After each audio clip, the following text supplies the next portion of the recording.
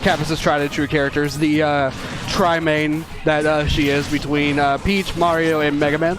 Mega Man, yeah. Classic. And then, we were seeing Kapus play most of these characters pretty consistently all throughout the beginning of Ultimate as well, too. Oh, yeah. And, of course, her best character is definitely the Peach. But Mega Man, in terms of this matchup, would probably most likely work out a little more. Oh, and the backslash actually going to get McBee in the back, and it's going to kill it at 125. All right, yeah. I'm not surprised to see McBee pulling out the Snake in doubles. One of the better characters to work with. He does have a Ryu as well, too. He's very consistent with, but you know, this is a character that really helps come out in the support clutch for a double situation. Yeah, Snake in doubles is really, really good. He can place a lot of traps around the area, can save teammates a lot of times.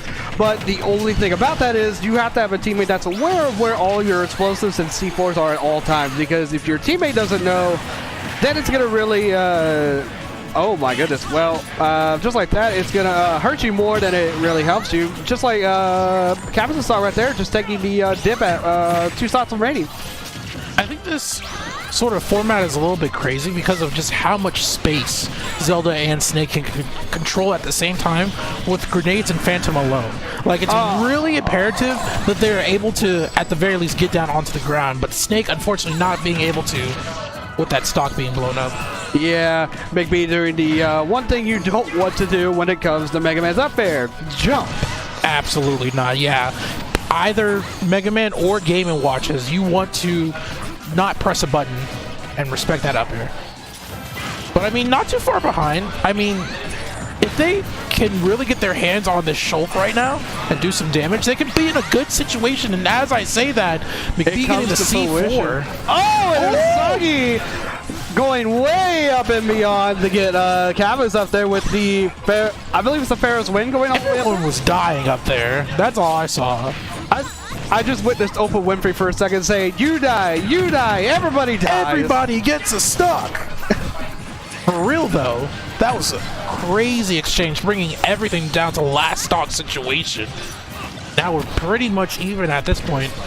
Yeah, right now, McBee and Usagi, though, they want to slow it down a little because they're definitely getting a high percentage. Usagi probably wants to stay back because Zelda is definitely a much lighter character than Snake really is. For sure. Oh, but you don't want to do that, though. You do not want to push your teammate into a forward smash from your own into another up smash from your opponent.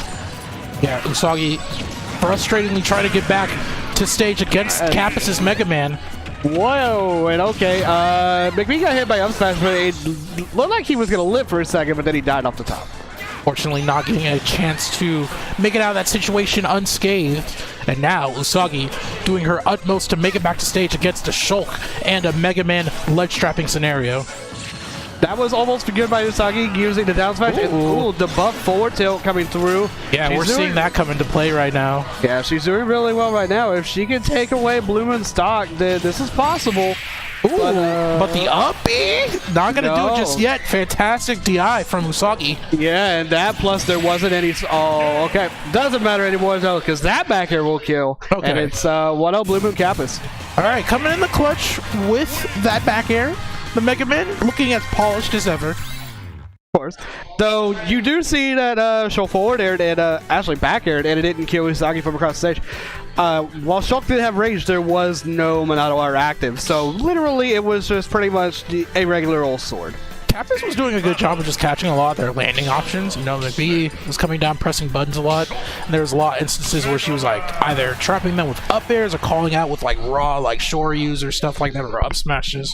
So it's really imperative for them to find better situations for them to land and like get out of these tight spots where they're just being consistently juggled by Mega Man. Yeah. What I really want to see in this game is that right now, in the last game, you saw McBee dying very early a lot because he was getting comboed handedly by BlueMoon and Kapus. I wanted to see Usagi try to pick up and try to save him because while the stock on one side is worth it, giving your teammates some extra room and a little bit more freedom to actually do what they need to do because their stock is very low is much better. McBee is on the prowl with these tech chase reads. Those down airs are relentlessly pursuing and stopping Blue off the stage. Yeah, and I saw Kapus jumping for a second. The forward air was coming out from McBenedict, and I got a little scared there for a second because I was like, uh-oh. she is at perfect height to get hit by that. You know, McBee is not really like all about like deceptive placements of C4 and stuff like that. But one thing he does excel at as Snake is his legs trapping scenarios with like up smash and like down tilt and stuff. Those tight scenarios where like you're in a linear recovery, you have to recover, and you're forced to play against Snake's will. Like that's where he excels at the most. And Usagi, meanwhile, on the other side, taking away Kapus' first stock and almost getting BlueMoon, but BlueMoon DIing the Pharaoh's win correctly. Oh, what a spot dodge, avoiding the up tilt. But calls out the grab right there with the forward smash, and BlueMoon actually coming to the rescue to save his partner. Yeah, not going to avoid that forward smash. As much as you try, that forward smash is huge. Powerful as well, too, especially since BlueMoon switched to the smash form in that situation, I believe. So, I mean, yeah, it did some pretty nice knockback. She did witness Monato's power, but Usagi also getting hit a little bit by McBenedict, and again, teammates hitting teammates. You don't want that to happen too much. But meanwhile, okay, so that down air was actually smart because Kapus was grabbing Usagi, so there was no way that his down air would be able to hit his own teammate, and therefore he ended up hitting BlueMoon, who was also just stuck right in between as well. Right. So being caught in these hard situations, just in the scramble, it looks like, honestly, like red team's just more favored and just winning those interactions just more and more. Yeah, they can keep the advantage much longer than blue team can. As I say that, yeah, that F smash from Kapus is just coming in the clutch. She's really good at punishing those whiffs, like off of those grab situations. Oh, and the smash Monato coming through to take McBenedict stock at 130 from all the way across the other side of the stage. Ooh, footstooling McBee just to get back to center stage, but having to take some jab situations. BlueMoon struggling so much, but gets the backslash to interrupt Usagi trying to pressure Kapus. Yeah, and speaking of struggling, they're struggling to take this stock away from Kapus, and she's taking every bitter inch that she can with that stock feed on. And BlueMoon getting thrown for a wild ride. Definitely not expecting to fly the other way with that DI. Ooh. Accidentally hitting his teammate right there, but still, she's unfazed in the situation, trying to trap Snake up in the skies. But unfortunately, it's a no-go. Still keeping two stocks. Will she have to share with BlueMoon, or she's going to keep it all for herself, getting the forward smash? I would say keep it for right now, especially, well, like that. Because either way, if you get grabbed by Snake, you're dead. If you get dash attacked by Snake, you're dead. And McBenedict pretty much had all of the advantage going. So now what they want to do is right now, since it's a 2v1, they want to take it easy. And oh, oh my gosh! That was a nice neighbor's love into the up smash.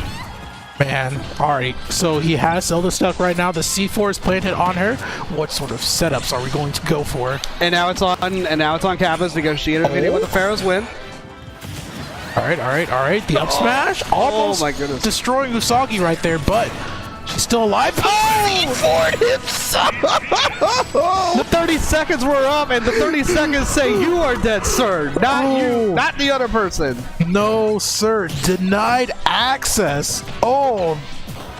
And now Usagi has to play around, and she got it. Okay. Bringing it home for McBee and Usagi. That was a crazy last stock situation. Yeah. The fact that he blew himself with C4, I thought he had it stuck on one of the opposing teammates. I think we both did. I think what ended up happening was that whenever Usagi hit Kapus with the Pharaoh's win, it ended up sticking on. But because it was after those few seconds that the C4 will always stay locked on, it just dropped to the ground. And with that also happening, the 30 seconds of it exploding also occurred, and McBenedict just so happened to be in the worst place at the worst time. Right. So C4, it's one of those tools in the game where you have to, like, the moment you have it out, you have to play to that. You have to be very cognizant of that at all times as a main or as a Snake main. It's one of those tools where it's just, if you don't constantly keep tabs on it and interact with it, then it's going to be to your detriment because it's going to blow up on you. And even to the opponents as well, you always have to really keep an eye on where any explosive that Snake has on a battlefield, just anywhere, because Snake will make you pay by a lot, because even though it doesn't look like that you're getting knocked back real far, that damage for those grenades and for those C4s will slowly build up to eventually giving Snake that kill power that he has in his kit. It can definitely take its toll. And you know, Snake, that's why he excels at double so much, is because of how much you're playing to the pace of his tools and his kit. Yeah, while it may not be one of the best doubles characters, Snake is just really good at what he does, and doubles, it just makes it so much easier because you have a teammate that's helping you make it less of a commitment. Again, Zelda has a lot of walling projectiles that just make it easier for Snake to figure out his setups and get his situations going just as thoroughly. Exactly. And so the one thing about Zelda, though, is that she cannot throw Phantom out willingly like she can in singles, though. Because now you have to focus that, hey, my teammate can also get hit by the Phantom. Because if I were to throw it out, sure, I have my opponents getting hit by it, but if my teammates had, like say these percents right now, then they could potentially die as well. Right. Still a successful tool in a 2v1 situation, but when you're in the scramble like this, it's really best that you use like Din's Fire or Nehru's Love, just different sort of mix-up tools for Zelda in order to keep your partner safe. You don't want to just use Phantom recklessly and then put them in a bad situation as well too. Yeah, and right now though, Zelda's gonna die off the top from a smash Monado up tilt. That thing is super powerful, and it'll definitely kill Zelda. Hell, it'll kill Zelda at like 90. Usagi trying to get this back throw and the early gip on choke, but the F smash, or up smash rather, is gonna be just as effective with the damage. Oh, and she's in free fall. Wow, what movement through the platforms for Usagi to get back down. She was definitely in trouble too, because she accidentally hit the Pharaoh's Web while getting carried up by the Mega Man up air and barely living. Yeah, Town and City actually looking like a pretty good stage for Zelda all around. Okay. BlueMoon dying to Usagi's forward touch, and now Kapus dying to Usagi. Usagi is literally carrying these kills so far for this team. My goodness. Looking like the MVP. Finally, they do something about it. Kapus sealing out Usagi's second stock with that back air and shutting up that momentum outright. But really, though, the momentum was never really there, though, because Kapus is still sitting at a pretty 15% on their second stock. Yeah. And meanwhile, McBenedict has a second stock, though he's at 152. Indeed. This so much. Honestly, he could have, Kapus could just sneeze on him with a forward air, and that would be just enough. Yeah, that was a wild forward air thrown out there by McBenedict. I know he wanted to catch BlueMoon recovering early, but Kapus is literally just sitting right there like, what are you doing to my teammate? Ooh, and Usagi looking for these risky upbees, trying to get these early kills, but it's not working out because Kapus is air dodging effectively and calling out the timing. Kapus. And right now it's just, and the dash attack is going to kill BlueMoon. All right. Though, I don't know if I see... Okay, yeah. Okay. I think that's effective. Restocking. What just happened? McBenedict in the clay game was just like, what happened?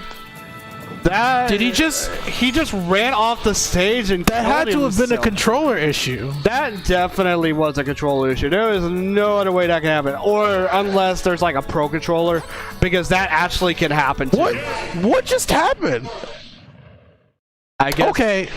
That's not the way you want to see that happen. Oh. So their screen went black. I assume they're going to restart the game. Yeah. So we're going to restart the game because McBee and Usagi's window screen or desktop screen went black for them to monitor the game. Yeah, that's definitely a technical issue from the stream setup. Yeah, that's a logistics technical issue, so that's our bad, guys. We're gonna get this rematch going real quick here. Yeah, so tech service at the screen real quick, because both of us thought that it was just a controller issue, but that definitely can happen as well with the screen just randomly going off. Yeah, if wiring isn't in place and everything like that, it can be a struggle. So sorry for you folks at home, but we will be getting back shortly with the matches. I mean, all you have to really say about this is r/tell me the odds, because literally, what are the odds of that happening? Yeah, I know, right? Like your screen literally just going off of you. There's not much we can do about that. other than just like replay the match. So we're gonna, yeah, I feel like that's what's about to happen right now.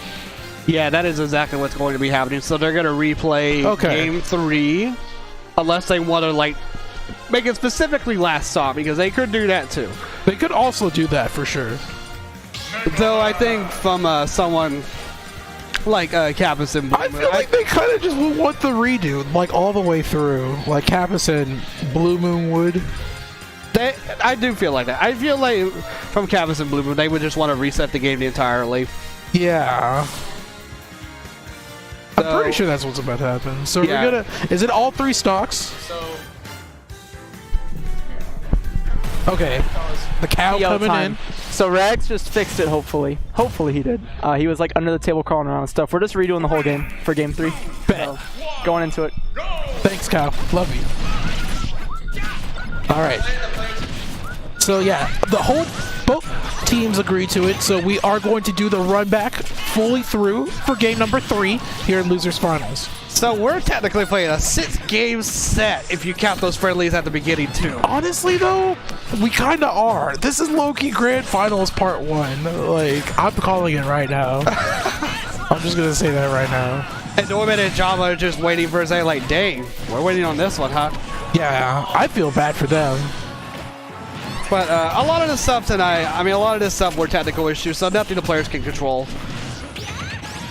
All right, but regardless, as we're getting into it, both teams keeping it relatively even and as I say that, red team coming out swinging with the burst options. And I just want to point something out from Usagi's side. Usagi is doing a fantastic job just all set long, just staying on BlueMoon. Like, when she's on Kapus, it seems like she has a bit of issues, but anytime she's in BlueMoon's face, BlueMoon is the one having trouble against Usagi. Because, honestly, it might just be matchup interference because, I mean, we only really have 2 Zeldas in this region, to be fair. It could be.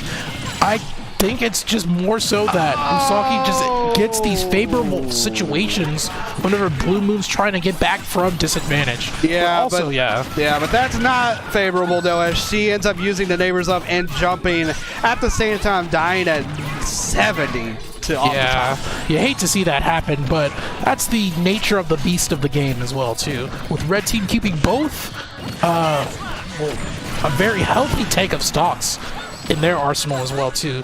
But as I say that commentator's curse, BlueMoon loses his second stock and now he's struggling just a little bit.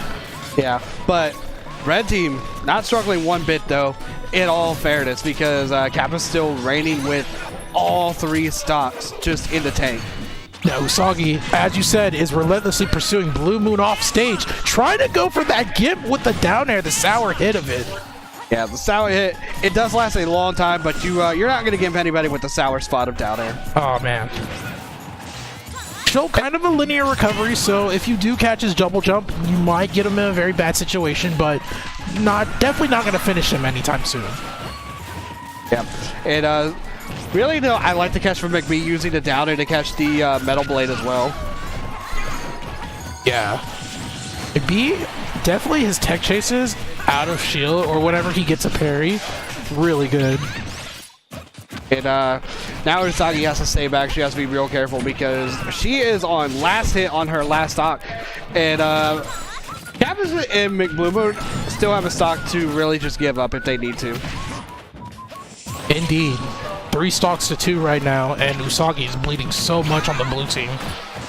The up tilt coming through, we might just see a share stock. Yes, the quick act of share stock and blowing up Usagi's final stock, putting McBee in a solo situation here on Game 3. So this is a much more reliable character. Zelda, not the best comeback character, but Snake, though, Snake's got that sauce. Yeah, this is what I was talking about earlier with Snake just excelling in a doubles format, because even when he's by himself, he can sort of play 2v1 situation with just grenades alone, but getting caught, landing back to stage is the biggest struggle for Snake. And going deep up there, BlueMoon with the hypest of upbees. BlueMoon says, I'll take care of this myself, my lady, and I'll go ahead and take that 2-1 and head in the grands. That is what we like to see. That fire, you know, that aggressiveness. Press those buttons. And now Kapus and BlueMoon are going to go into Grand Finals where we're going to see Seed 1 versus Seed 2, just how it was predicted. Indeed. Bless up to whoever seeded tonight's brackets. Shouts to Cal. Shouts to Cow. Shouts to Cow. I had a feeling it was him. His seeding's been on point pretty well these past couple of weeks. Indeed. But doubles Grand Finals are going to have Doorman and Jama versus Kapus and BlueMoon, which I assume we're going to see Link and Bowser, because I know while Doorman does mostly main me Gunner now,